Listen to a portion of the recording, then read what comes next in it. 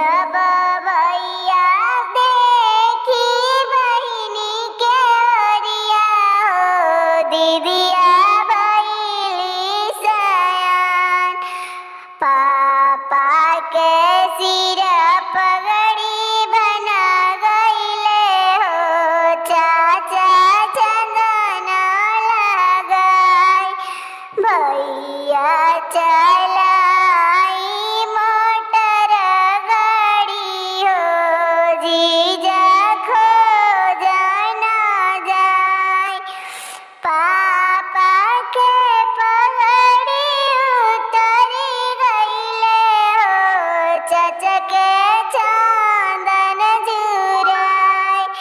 Motor गाड़ी cycle बिगड़ी गईले हो जीजा मिलला नाई।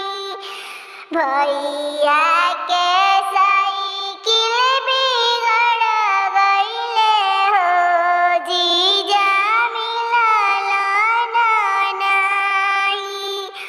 जब